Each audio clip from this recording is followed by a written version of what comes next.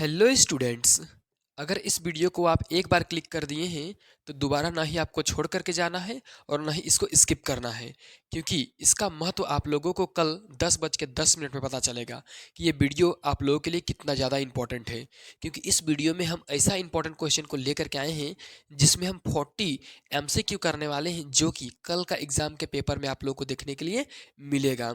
यूँ समझ लीजिए मैं क्या बोलना चाह रहा हूँ कि पिछले बार के जैसा हाल फिर से होने वाला है। सारा का सारा आप लोगों को ऑब्जेक्टिव क्वेश्चन हमारे वीडियो से ही आने वाला है। तो चलिए इस वीडियो को शुरू कर देते हैं। देखिए पहला क्वेश्चन क्या है, दाढ़ी बनाने में किस प्रकार के दर्पण का उपयोग किया जाता है। तो आप लोग सही जानते होंगे कि दाढ़ी बनाने के लिए अवतल दर्पण का उपयोग किया जाता है, यानी कि ऑप्शन नंबर सी सही होगा। दूसरा क्वेश्चन देखिए, गोलीय दर्पण में फोकस दूरी का एवं वक्रता त्रिज्या के बीच संबंध क्या संबंध होता है। तो एफ बराबर होता है R/2। ठीक है, यानी कि ऑप्शन नंबर यहाँ पर कौन सा सही होगा, बी नंबर। चलिए अगला क्वेश्चन देखते हैं, 3 नंबर का क्वेश्चन। 3 में क्या है, प्रकाश के अपवर्तन की क्रिया में कौन सी भौतिक राशि अपरिवर्तित रहती है। तो प्रकाश का जब अपवर्तन होता है तो आवृत्ति जो है अपरिवर्तित रहती है, यानी कि ऑप्शन नंबर ए सही होगा। चौथा क्वेश्चन, 1 मीटर फोकस दूरी वाले उत्तल लेंस की क्षमता क्या होगी।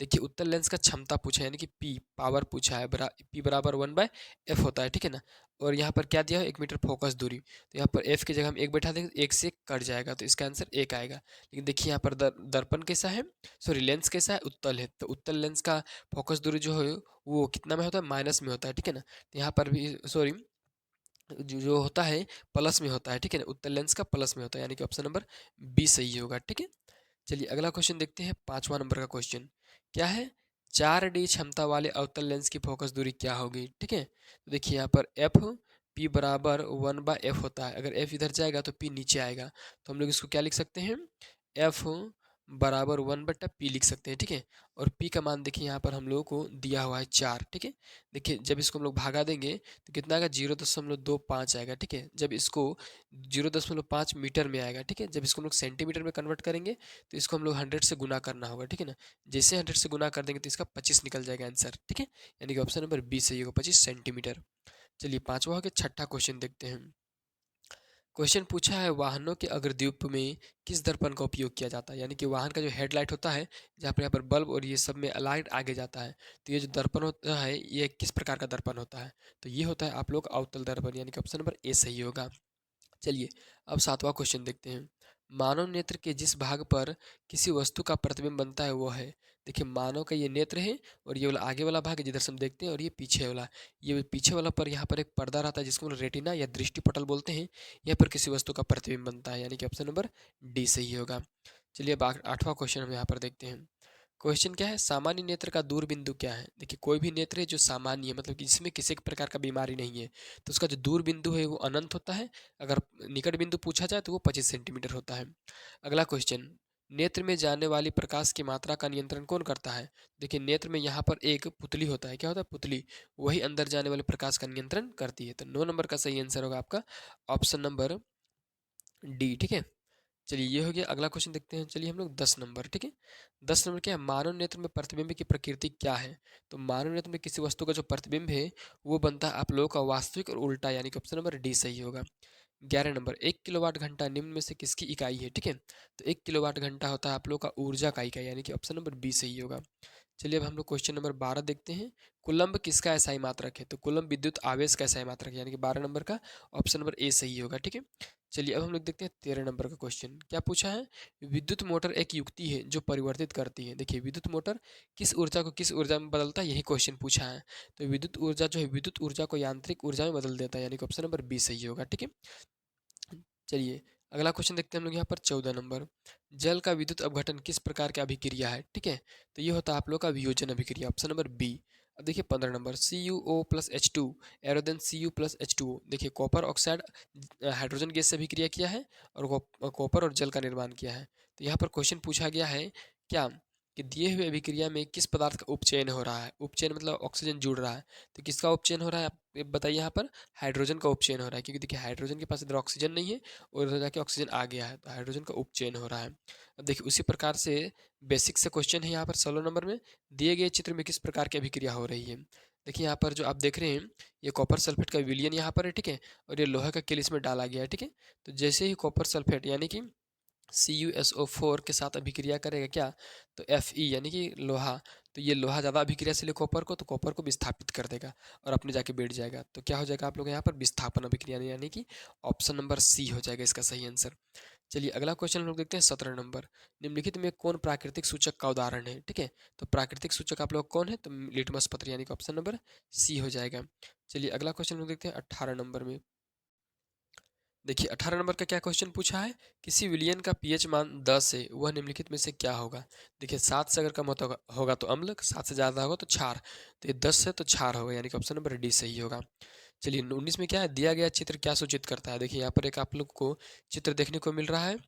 ये चित्र बता रहा है कि अगर आप लोग के हाथ में अम्ल गिर जाएगा तो हाथ जो है जल सकता है, ठीक है। तो इसका ऑप्शन नंबर कितना में दिया हुआ है ये बात, तो ये बात आप लोग का दिया हुआ ऑप्शन नंबर डी में, सांद्र अम्ल तथा क्षार वाले बर्तन का चेतावनी चिन्ह, ठीक है। ये बर्तन में ऐसा चेतावनी चिन्ह लगा होता है। अगला क्वेश्चन देखिए 20 नंबर, इमली में कौन सा अम्ल होता है, तो इमली में आप लोगों का होता है टार्टरिक अम्ल, ऑप्शन नंबर बी सही होगा। चलिए 21 नंबर, कौन अधातु कमरे के ताप पर द्रव अवस्था में पाया जाता है। देखिए कौन अधातु पूछा, धातु सोच के पारा मत मार दीजिएगा, ठीक है। कौन अधातु कमरे के ताप पर द्रव अवस्था में पाया जाता है, तो जो ब्रोमीन है वो पाया जाता है आप लोग का द्रव अवस्था में, ठीक है। चलिए अगला क्वेश्चन देखते हैं हम लोग 22 नंबर, ठीक है। क्या है, निम्नलिखित में से किस पदार्थ का उपयोग अग्निशामक बनाने में किया जाता है, तो सोडियम हाइड्रोजन कार्बोनेट बोलिए या तो फिर सोडियम बाइकार्बोनेट बोलिए, ठीक है। ऑप्शन नंबर 20 सही होगा इसका।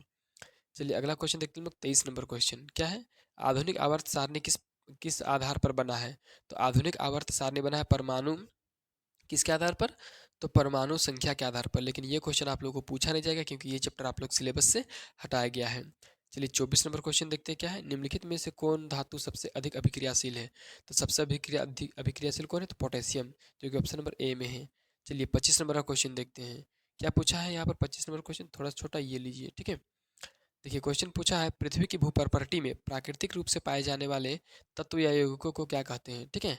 पृथ्वी का जो भूप्रकृति है उसमें प्राकृतिक रूप से जो पदार्थ पाया जाता है उसको क्या बोलते हैं, तो उसको हम लोग खनिज बोलते हैं, ऑप्शन नंबर बी सही होगा, ठीक है। चलिए अगला क्वेश्चन हम लोग देखते हैं यहाँ पर 26 नंबर, प्रोपेनॉल में कौन अभिक्रियाशील समूह मौजूद है, तो प्रोपेनॉल, ठीक है, ऑल आ रहा है, इसमें अल्कोहल समूह मौजूद है, यानी कि ऑप्शन नंबर ए सही होगा। चलिए अगला क्वेश्चन देखते हैं हम यहाँ पर 27 नंबर, ठीक है। 27 में क्या पूछा है, प्रकाश संश्लेषण प्रक्रिया में निम्नलिखित में क्या नहीं होता है, ठीक है। तो प्रकाश संश्लेषण प्रक्रिया में क्या नहीं होता है, कार्बन डाइऑक्साइड का मुक्त होना, ठीक है। कार्बन डाइऑक्साइड मुक्त नहीं होता, कार्बन डाइऑक्साइड ग्रहण होता है, ठीक है। चलिए 28 नंबर क्वेश्चन देखते हैं, फ्लोएम से खाद्य पदार्थ का परिवहन पौधों में किस दिशा में होता है, तो ये जो होता है आप लोगों का ऊपर से नीचे की, ऊपर और नीचे दोनों की ओर, ठीक है। फ्लोएम में खाद्य पदार्थ का परिवहन कहाँ, तो ऊपर तथा नीचे दोनों की ओर। चलिए अगला क्वेश्चन देखिए 29 नंबर, वृक्क की रचनात्मक तथा क्रियात्मक इकाई को क्या कहते हैं, तो इसको हम बोलते हैं वृक्काणु, यहाँ पर वृक्काणु होगा, ऑप्शन नंबर 20 सही होगा, ठीक है। थोड़ा सा मिस प्रिंट है। चलिए अगला क्वेश्चन देखिए 30 नंबर में क्या है, फल को पकाने के लिए कौन सा हार्मोन उत्तरदायी है, तो फल को पकाने के लिए क्या चाहिए, इसके लिए चाहिए एथिलीन, ठीक है, यानी ऑप्शन नंबर सी होगा, जो कार्बेट में रहता है जिसमें फल पकाया जाता है। चलिए 31, एस्ट्रोजन स्रावित होता है किससे, तो ये स्त्री हार्मोन है, यानी कि मादा हार्मोन, इसलिए अंडा से स्रावित होता है, ठीक है। 32, नर युग्मक और मादा युग्मक के संलयन को क्या कहते हैं, इसको हम निषेचन बोलते हैं, यानी कि ऑप्शन नंबर बी सही होगा। चलिए यहाँ पर देखिए 33 नंबर क्वेश्चन, दिए गए चित्र में कौन सा जनन हो रहा है, देखिए यहाँ पर कौन सा जनन हो रहा है, यहाँ पर आप लोगों का हो रहा है यहाँ पर आप ध्यान से देखिए, टेंटिकल्स दिया है, ठीक है ना, तो 33 का सही आंसर हो जाएगा आप लोगों का मुकुलन हो रहा है, ठीक है। क्योंकि ये जो अंगुली जैसा दिख रहा है इसको मुकुल बोलते हैं, जब ये टूट जाएगा और नया जीव बनाएगा उस प्रक्रिया को मुकुलन बोलेंगे। चलिए 34 नंबर क्वेश्चन यहाँ पर हम देखते हैं, क्या पूछा है, पक्षी और चमगादड़ के पंख है, तो ये समजात अंग नहीं है, समरूप अंग है, और यहाँ पर समरूप अंग ऑप्शन में नहीं है, इसलिए असमजात अंग सही आंसर होगा। चलिए 35, मेंडल अपने प्रयोग के लिए किस पौधे को चुना, तो मटर को, ठीक है ना, ऑप्शन नंबर सी, मटर खाइए प्रेम से रहिए। चलिए अभी हम लोग देखते हैं 36 नंबर का क्वेश्चन, क्या पूछा है, निम्नलिखित में कौन उत्पादक है, उत्पादक बोलते हैं पहला वाला स्टेप में आने वाले जीव को, तो यहाँ पर पहले वाला में कौन आ रहा है, घास, घास सही आंसर होगा, ठीक है, ऑप्शन नंबर सी। चलिए 37 नंबर पहुंच चुके हैं हम अभी तक, किसी आहार श्रृंखला में शाकाहारी का निर्माण होता है, शाकाहारी का निर्माण होता है प्रथम पोषीय स्तर का, यानी कि 37 नंबर का ए ऑप्शन सही होगा, ठीक है। 38, ओजोन परत का अपक्षय के लिए जिम्मेवार है, तो CFC गैस, यानी कि ऑप्शन नंबर बी सही होगा। चलिए अगला नंबर चलते हैं 39, ठीक है, क्या है, निम्नलिखित में से कौन जीव मात्रा ऊर्जा स्रोत का उदाहरण नहीं है, ठीक है। तो जीव मात्रा ऊर्जा स्रोत का उदाहरण कौन सा नहीं है, तो नाभिक की ऊर्जा, ऑप्शन नंबर सी सही होगा। चलिए अगला क्वेश्चन में चलते हैं 40 नंबर में, ठीक है, क्या है, पवन ऊर्जा उत्पादन के लिए पवन की चाल न्यूनतम कितनी होनी चाहिए? तो ये होनी चाहिए आप लोगों का 15 किलोमीटर प्रति घंटा से अधिक, ठीक है। तो इस प्रकार से हम आप लोगों को जो क्वेश्चन बताए हैं बहुत ही ज़्यादा इंपॉर्टेंट है। जल्दी से इस वीडियो को अपने दोस्तों के साथ शेयर कीजिए और जल्दी से वीडियो को लाइक करके चैनल को सब्सक्राइब कर दीजिए। और एग्जाम देकर आने के बाद कमेंट करके जरूर बताइएगा कि कितना क्वेश्चन आप लोगों को इस वीडियो से देखने को मिला।